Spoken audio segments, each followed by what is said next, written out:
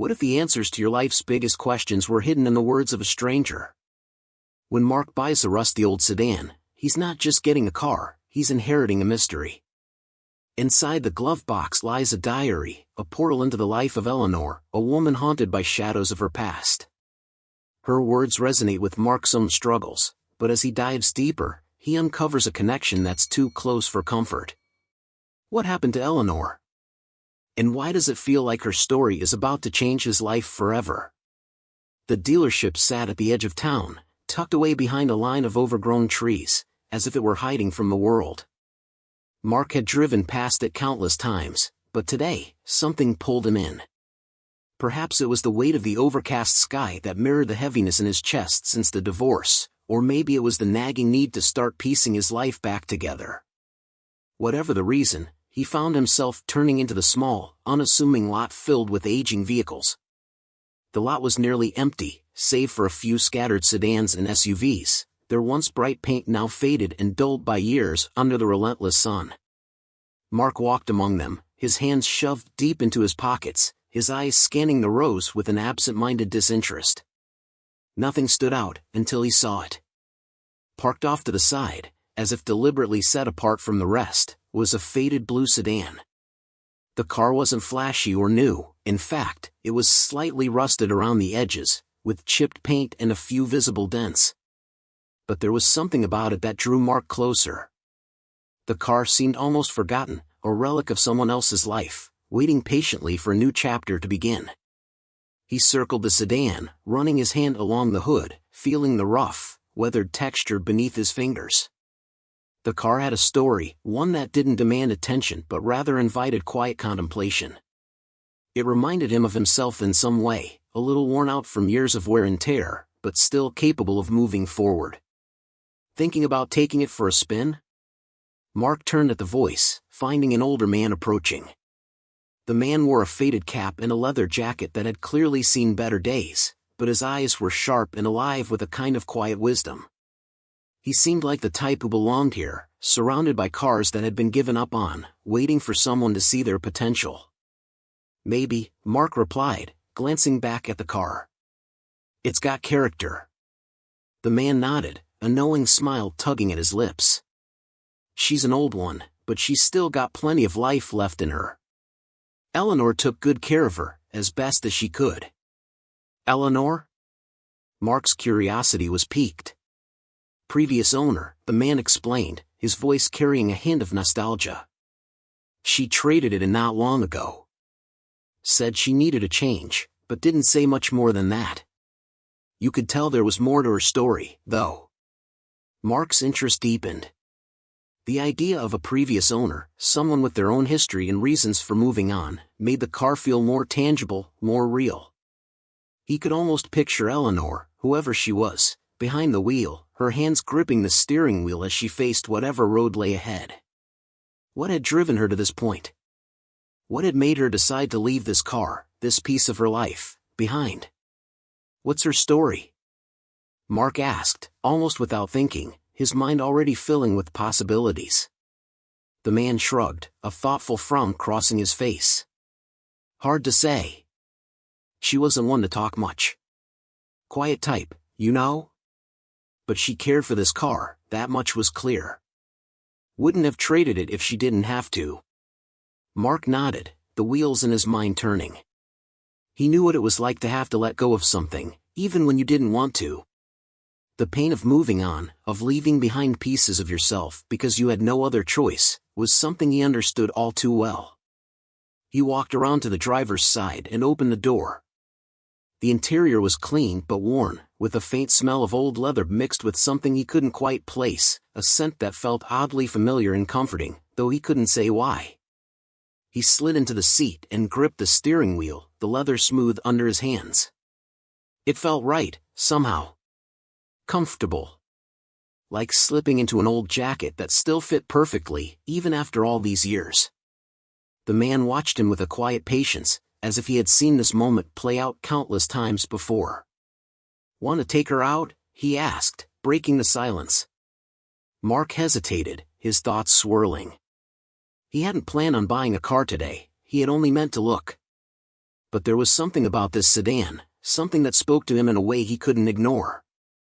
Maybe it was the idea of starting fresh, of having something that belonged to him and no one else. Or maybe it was just the need to feel in control of something, anything, in his life. "Yeah," Mark finally said, his voice firming with resolve. "I think I do." The man smiled, a genuine warmth in his expression. "Good choice. I'll grab the keys." As the man walked back to the small office at the edge of the lot, Mark remained in the car, his fingers tracing the worn lines of the steering wheel. He let out a slow breath, trying to steady the unease that had settled in his gut. This felt like a significant decision, not just a purchase, but a step forward, a small but meaningful move toward whatever came next. When the man returned with the keys, Mark took them with a nod of thanks. He turned the ignition, and the engine roared to life with a sound that was both reassuring and rough around the edges. It wasn't perfect, but then again, neither was he. As he pulled out of the lot, the man waved him off with a look that seemed to say, "Good luck, and maybe that's exactly what Mark needed, luck, fate, or just a simple act of moving forward, even when the path ahead was unclear." The road stretched out before him, the familiar streets passing by in a blur of memories and forgotten dreams. He didn't know where he was going, not really, but that didn't matter. All that mattered was that he was going somewhere, that he was moving, that he was doing something. It wasn't until he was nearly home that he remembered the glove box. Mark reached over and popped it open, expecting to find the usual assortment of old maps, receipts, and maybe a stray pen or two. But instead, his fingers brushed against something small and smooth, a book, leather-bound and well-worn, tucked away in the shadows. He pulled it out, glancing at the cover. It was simple, unmarked except for the word Eleanor scrawled in elegant script on the first page. A diary, by the look of it. Mark turned it over in his hands, feeling the weight of it, the sense that it had been held by someone else, someone who had poured their thoughts and memories into its pages. For a moment, he considered putting it back. It wasn't his, after all.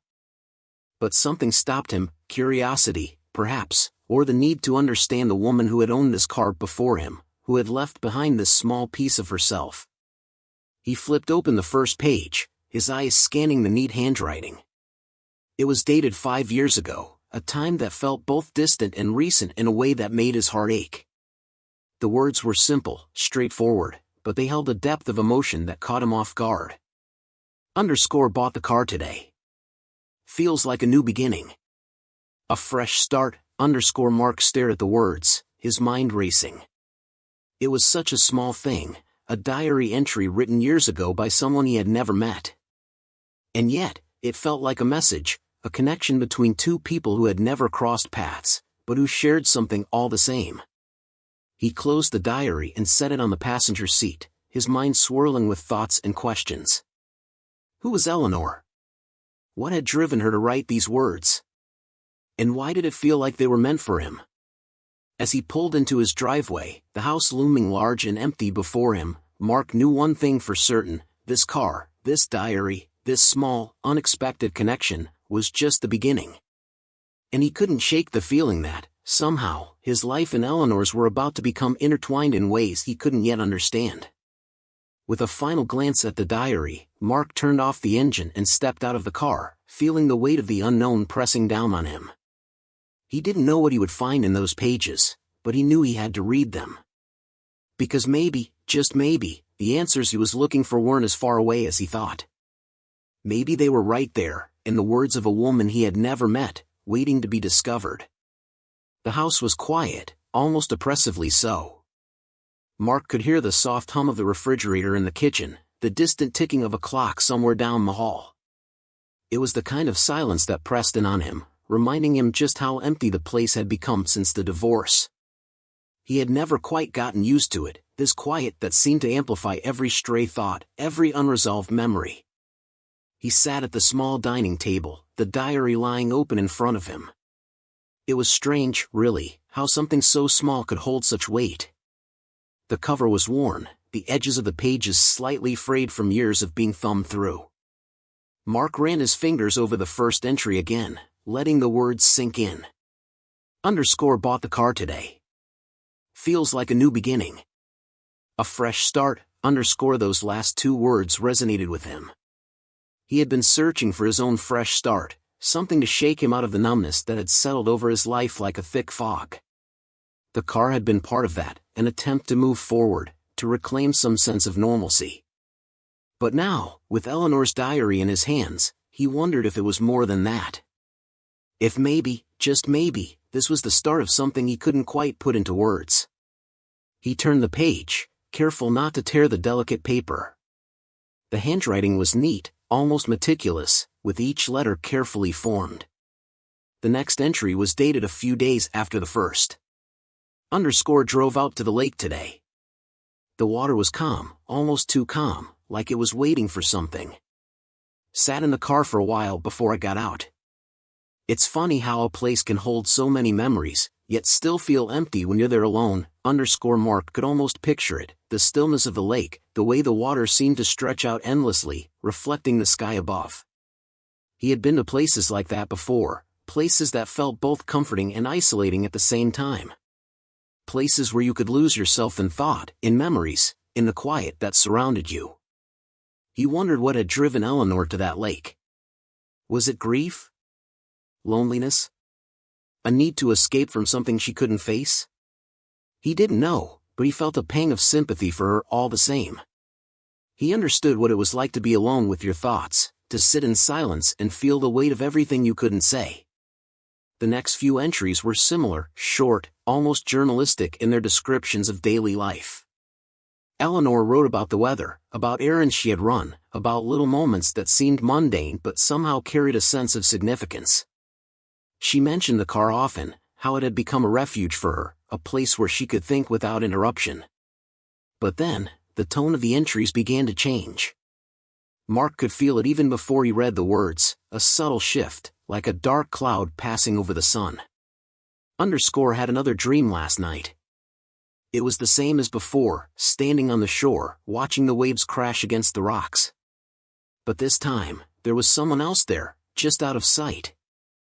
I couldn't see them, but I knew they were there, watching me. I woke up with the feeling that I wasn't alone. Underscore Mark frowned, rereading the passage. Dreams were a common theme in Eleanor's diary, but this one felt different. There was a sense of unease in her words, a feeling that something was creeping into her life, something she couldn't quite understand. He turned the page, finding the next entry dated a few days later. Underscore I saw him again today, the man from my dream. Or at least, I think it was him. He was standing on the corner near the cafe, just watching. He didn't do anything, didn't say anything. But I could feel his eyes on me, even after I drove away. Am I imagining this? I must be. But it felt so real. Underscore Mark's pulse quickened as he read. The entries were becoming more fragmented, more filled with doubt. Eleanor was clearly troubled by something that seemed to be growing in her mind like a shadow she couldn't escape. Underscore went back to the lake. Needed to clear my head. The water was choppy today, as if the wind was trying to stir something up from the depths. I stayed in the car this time, didn't even get out. It's safer that way, isn't it? Underscore Mark set the diary down, staring at the page as if it held the answers he was looking for. What had happened to Eleanor? What was she afraid of? The questions swirled in his mind, unanswered and persistent. He got up and walked to the window, looking out at the street. It was empty, the houses across the way dark and still. The night was settling in, the sky fading to a deep blue, almost black. He thought about the man Eleanor had mentioned, the figure from her dreams who had somehow bled into her waking life. Was he real? Or just a manifestation of her fears, her anxieties taking shape in her mind? Mark's own reflection stared back at him from the window, his face half hidden in the shadows. He had his own fears, his own doubts. The divorce had shaken him more than he wanted to admit, leaving him adrift in a life that no longer felt like his own. He had thrown himself into work, into trying to rebuild, but the cracks were still there, just beneath the surface. He returned to the table, picking up the diary again. There were more entries, more pieces of Eleanor's story waiting to be uncovered. He flipped through the pages, noticing how the handwriting became more hurried, less controlled. Whatever had been happening to Eleanor, it was clear that it had begun to take its toll on her. Underscore saw him again today. This time, he was closer. I could see his face, just for a second before he turned away. He looked familiar. But I can't place him. It's like I've seen him before, but where? Why does he keep appearing? Underscore Mark felt a chill run down his spine. The sense of familiarity Eleanor described, he had felt it too, the moment he first opened the diary. It was as if their lives were running parallel, two lines that hadn't yet intersected but were drawing closer with each passing day. He needed to know more. He needed to understand what had happened to Eleanor, why she had left the car behind, why her words seemed to echo his own thoughts in ways that felt too close for comfort. But as he reached the next entry, something stopped him. The date was recent, only a few weeks before he had bought the car. The handwriting was almost frantic, the words scrawled across the page in a way that made his heart race. Underscore I can't keep doing this. I can't keep pretending it's not happening. He's everywhere. Everywhere I go, he's there. Watching. Waiting. I don't know what he wants, but I can't stay here anymore. I have to leave. I have to get away before it's too late. Underscore Mark's hands trembled as he closed the diary, the final words lingering in his mind. Eleanor had been running from something that had driven her to abandon the car, to leave behind everything she knew. But what was it? And why did it feel like that something was still out there, still waiting, just beyond the edge of his understanding? He stood up, pacing the room, trying to make sense of the thoughts swirling in his head. The diary had led him this far, had given him glimpses into Eleanor's life, but it hadn't answered the questions that mattered most. It hadn't told him where she had gone, or why she had felt the need to disappear. But there was one thing he knew for certain: he couldn't stop now. He couldn't ignore the feeling that something was drawing him deeper into Eleanor's story, pulling him toward answers he wasn't sure he was ready to find. Mark looked down at the diary, now closed on the table, its worn cover catching the dim light. He had a choice to make: put the diary away, leave it behind, and try to move on with his life, or keep digging, keep searching for the truth, no matter where it led him. He already knew what he was going to do. There was no turning back now. The diary had become more than just a collection of someone else's memories, it had become a thread connecting him to a life that felt intertwined with his own. And he wasn't about to let go of that thread. Not now. Not when he was so close to unraveling the mystery that had drawn him in from the start. With a deep breath, Mark sat back down, opened the diary to the next page, and began to read. The days passed in a blur, but the diary stayed with Mark, never far from his thoughts. He carried it with him, tucked into his bag when he went to work, resting on the nightstand beside his bed when he slept. It had become a strange sort of comfort, this connection to Eleanor's world, even as it filled him with a growing unease. The more he read, the more he felt like he was walking in Eleanor's footsteps, retracing the path she had taken in those final, frantic days. Her words painted a picture of a life unraveling, of fear creeping in at the edges and slowly consuming her. But there was something else there too, something that tugged at the back of Mark's mind, just out of reach. It was on one of these restless nights, the diary open on his lap, that Mark came across a name he hadn't expected to see. He was halfway through an entry when it stopped him cold, the penmanship suddenly sharper, as if Eleanor had pressed harder into the page. Underscore met David again today. It's strange how easily we fell back into old patterns, as if no time had passed. He's the same as he always was, kind, thoughtful, always knowing just what to say.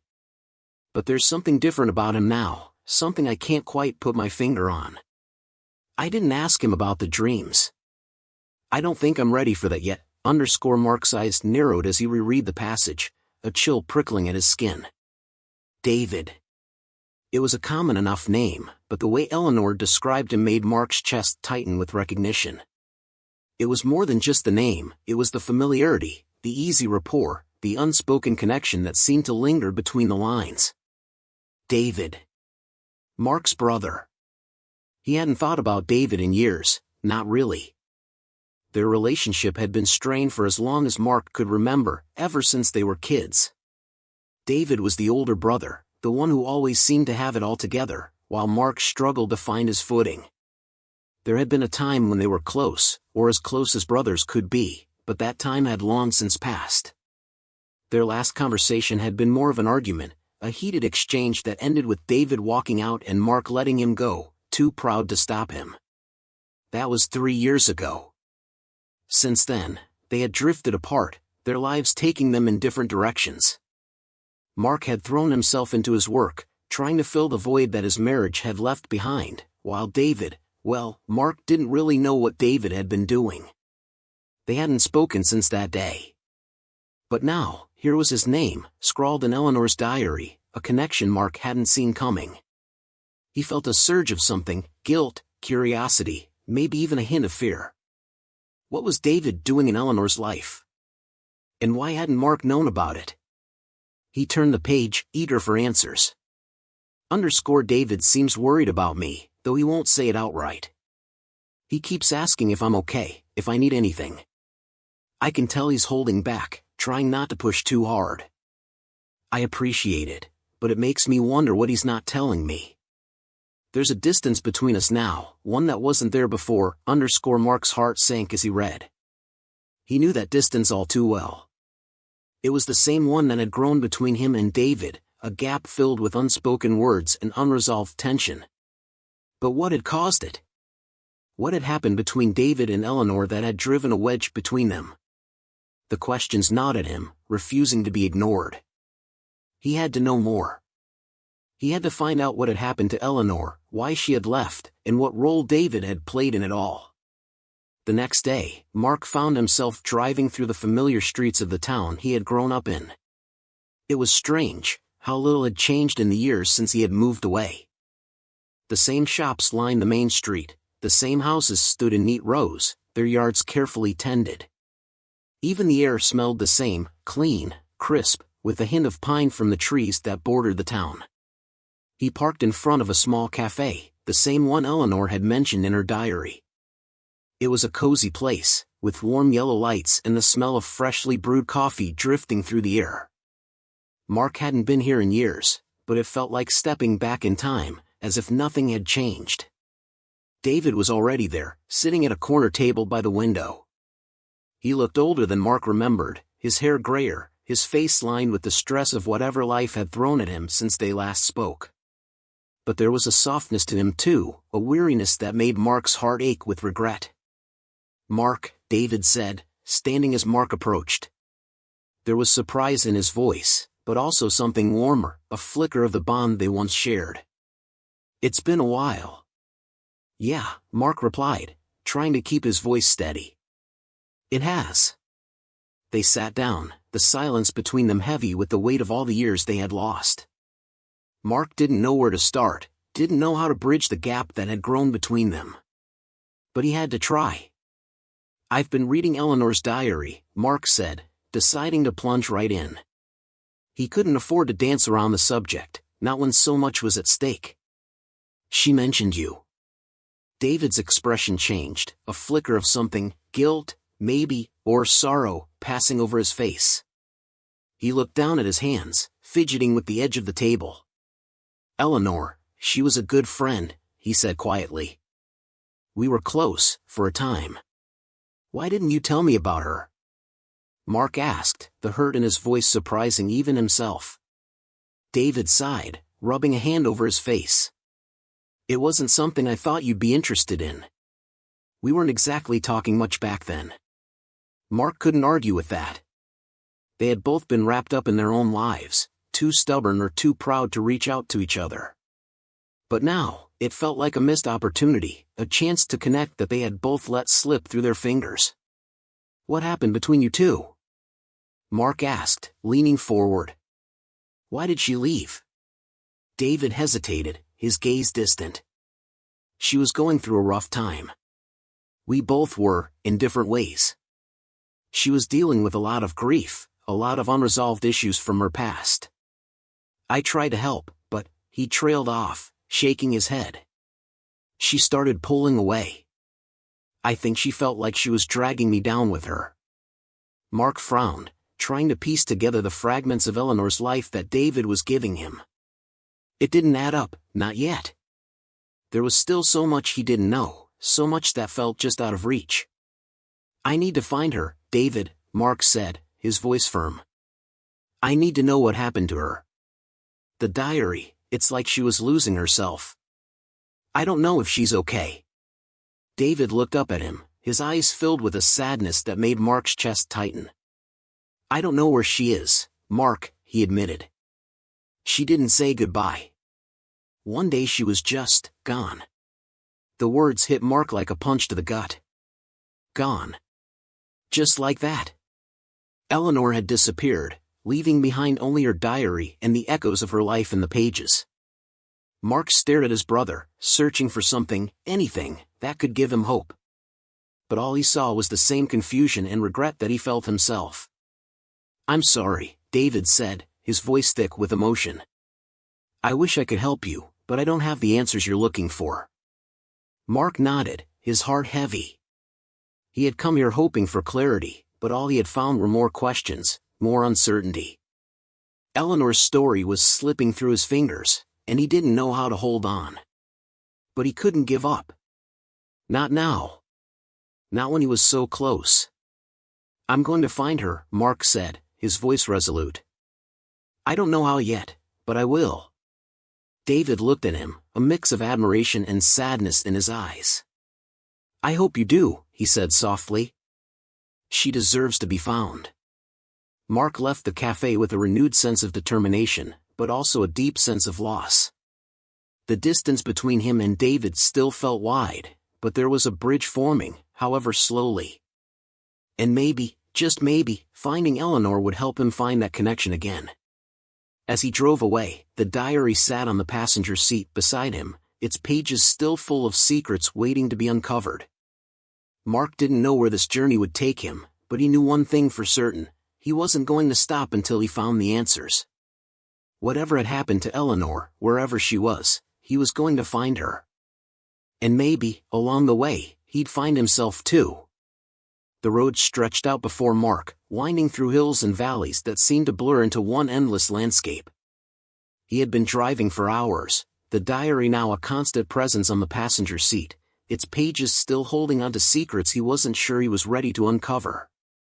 But he had no choice. Each word, each entry, pulled him deeper into Eleanor's world, leading him toward a truth he felt compelled to find. David's confession had left Mark shaken, his mind racing with thoughts of what could have driven Eleanor to disappear. The fact that even David, the person who had known her best, was left in the dark only deepened the mystery. It felt as if Eleanor had become a ghost in her own life, slipping away without a trace, leaving only fragments of herself behind in the form of this diary. Mark's hands tightened on the steering wheel as he approached the small coastal town that Eleanor had mentioned in one of her last entries.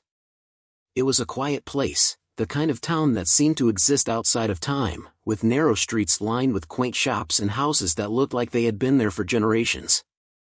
The ocean was just visible in the distance, its waves crashing against the shore in a steady, rhythmic cadence. As he drove into town, Mark's thoughts drifted back to the last few entries in the diary. Eleanor's words had become increasingly erratic, filled with a sense of desperation that Mark couldn't shake. She had written about feeling trapped, about needing to get away, but there had been no clear reason why. It was as if something had been closing in on her, something she couldn't escape, no matter how far she ran. Mark parked the car near the town square and got out, taking a deep breath of the salty sea air.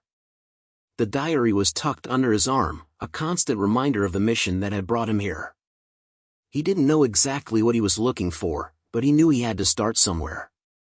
He had to find the places Eleanor had written about, the spots that had been important to her in those final days. He started by walking through the town, letting his feet carry him down the narrow streets, past the small shops and cafes.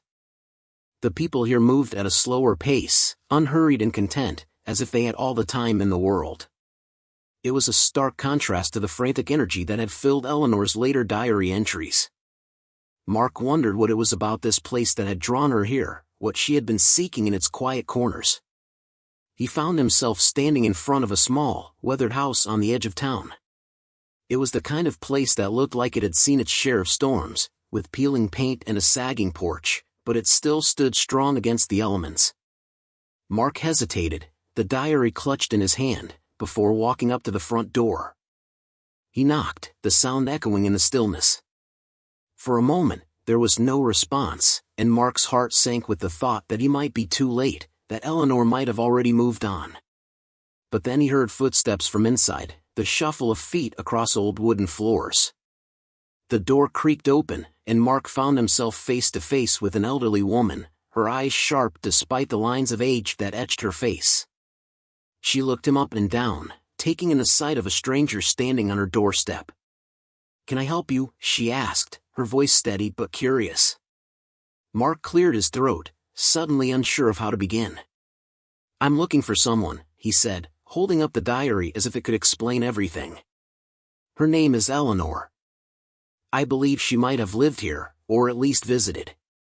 The woman's eyes flicked to the diary, recognition flashing across her face. "Eleanor, you say?" she repeated, her tone thoughtful. "Yes, she was here. Stayed for a little while, but she didn't talk much. Kept to herself." Mark's heart leaped at the confirmation.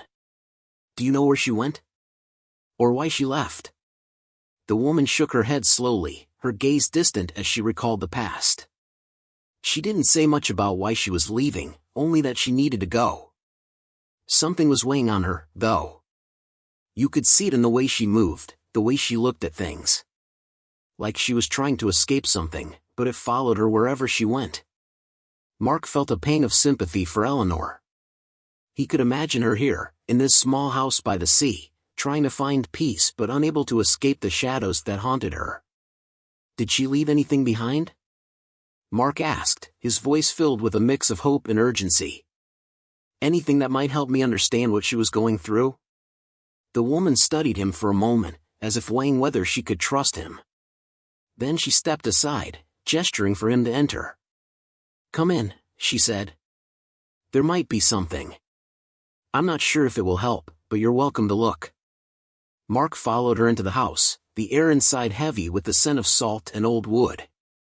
The interior was simple, with worn furniture and faded curtains, but there was a warmth to it that made Mark feel oddly at ease. The woman led him to a small room at the back of the house, where a single suitcase sat on a dusty bed. "She left this behind," the woman said, nodding toward the suitcase. "Said she didn't need it anymore. I kept it in case she ever came back for it, but she never did." Mark approached the suitcase, his hands trembling slightly as he reached for the latch. It opened with a soft click, revealing a collection of personal items, clothes, a few books, and a small wooden box. Mark's fingers brushed against the box, and he lifted it out, feeling its weight in his hands. He opened the box carefully, revealing a stack of letters, each one carefully folded and tied with a ribbon. Mark's breath caught in his throat as he recognized Eleanor's handwriting on the envelopes. He looked up at the woman, who nodded encouragingly. "Go ahead," she said softly. "She left those for a reason." Mark untied the ribbon and unfolded the first letter, his eyes scanning the words. They were addressed to no one in particular, as if Eleanor had been writing to herself, trying to make sense of the thoughts that had plagued her. "I don't know if I can keep doing this, the letter began. Every day feels like a battle, and I'm not sure what I'm fighting anymore. I thought coming here would help, that the ocean would wash away the pain, but it hasn't.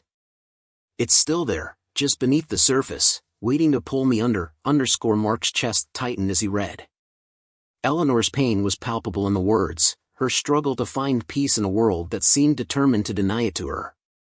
The letters continued, each one a deeper dive into her mind, revealing the depths of her despair and the lengths she had gone to in an attempt to escape it. "I'm leaving tomorrow." One of the last letters read. "I don't know where I'm going, but I can't stay here. I thought I could outrun the darkness, but it's always a step ahead of me. Maybe it's time to stop running." Mark closed the letter, his heart heavy with the weight of Eleanor's words. She had been running from something that had followed her no matter where she went. But what was it? What had driven her to the point of no return? The elderly woman watched him, her eyes filled with a quiet understanding. She was a troubled soul, she said softly. I could see it in her eyes. Whatever it was she was running from, it wasn't something she could leave behind. It was inside her.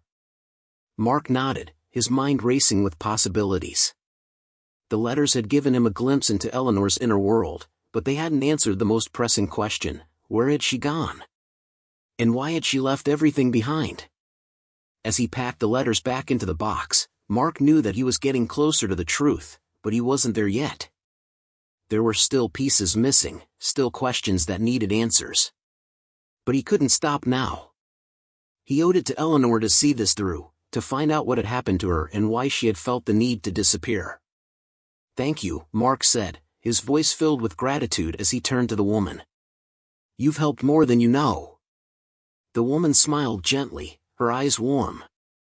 I hope you find what you're looking for, she said. And I hope that wherever Eleanor is, she's found some peace. Mark left the house with the wooden box tucked under his arm, the weight of Eleanor's words still heavy on his mind. The town felt different now, less quaint and more somber, as if the quiet streets were holding on to secrets of their own. As he drove away, the ocean fading into the distance, Mark couldn't shake the feeling that he was getting closer, that the answers he sought were just over the next horizon. But with each step forward, the darkness that had chased Eleanor seemed to loom closer, and Mark couldn't help but wonder if he was ready to face whatever it was that lay ahead. The sun was setting, casting long shadows over the narrow road that led to the cliffs. Mark drove in silence, the old blue sedan humming steadily beneath him. The letters he had found in Eleanor's suitcase replayed in his mind, each word echoing with the weight of her pain, her confusion, and her desperate search for peace. He was close now, he could feel it in the air, in the way the road seemed to pull him forward, guiding him toward the answers he had been seeking. The wooden box with Eleanor's letters sat on the passenger seat beside him, a constant reminder of the journey he had taken to get here. Each letter had brought him closer to understanding her, but there was still one final piece missing. He wasn't sure what it was, but he knew that whatever it was, he would find it at the end of this road. The cliffs loomed ahead, dark silhouettes against the fading light. The ocean stretched out beyond them, vast and endless, its waves crashing against the rocks far below.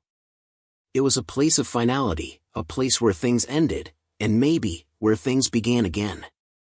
Mark parked the car at the edge of the cliffs and stepped out, the cool evening air wrapping around him like a shroud.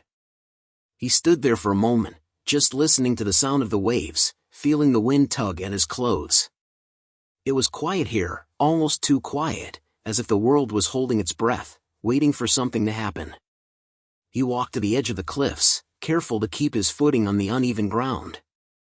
The drop was steep, the rocks jagged below, but the view was breathtaking. The ocean was a deep, inky blue, the sky above it painted with the last remnants of daylight. It was beautiful, in a way that made Mark's heart ache with something he couldn't quite name. He took out one of the letters from the box, unfolding it carefully. It was one of the last letters Eleanor had written, the ink smudged in places as if she had been crying while she wrote it. I don't know if anyone will ever read this, the letter began. But if they do, I hope they understand why I had to go. The darkness inside me, it's not something I can outrun. I've tried, God knows I've tried, but it's always there, waiting for me. I thought I could find peace here, by the ocean, but all I found was more emptiness. Maybe that's all there is for me. Maybe that's all there ever was. Mark swallowed hard, the words hitting him like a blow to the chest. He had felt that darkness too, in the wake of the divorce, in the quiet moments when the loneliness became too much to bear. But he had kept moving forward, kept searching for something to hold on to. Eleanor, it seemed, had reached the end of her search, and it had led her here, to the cliffs. He looked out over the ocean again, the waves crashing rhythmically against the rocks below. The finality of it all struck him. This was where Eleanor had come to find peace, to escape the pain that had followed her for so long. But had she found it? Had she finally outrun the darkness that had haunted her? Mark's gaze drifted down to the rocks below, and his breath caught in his throat. There, among the jagged stones, something caught the fading light, something metallic, glinting faintly in the twilight. Without thinking, Mark started down the narrow path that led to the base of the cliffs, the wooden box tucked under his arm. The descent was treacherous, the ground loose and uneven, but he kept his eyes fixed on that glint of metal, driven by a need to know, to understand what had brought Eleanor here. When he reached the bottom, the sound of the waves crashing against the rocks was deafening. The spray from the ocean misted his face, the air thick with salt. He searched the rocky shore, his eyes scanning the ground until they landed on what he had seen from above. It was a key. A small, rusted key, half buried in the sand between the rocks. Mark crouched down, picking it up carefully. It was old, the metal worn and corroded by the salt air, but it was unmistakably a key. He turned it over in his hands, the weight of it heavy with significance. What had it unlocked? And why had Eleanor left it here, at the edge of the world? His eyes caught sight of something else, a piece of paper lodged between two rocks, the edges tattered and damp from the ocean spray. Mark reached for it, gently pulling it free. It was another letter, this one more recent than the others. The ink was smeared, but the words were still legible. Underscore this is the end, isn't it? Underscore the letter began.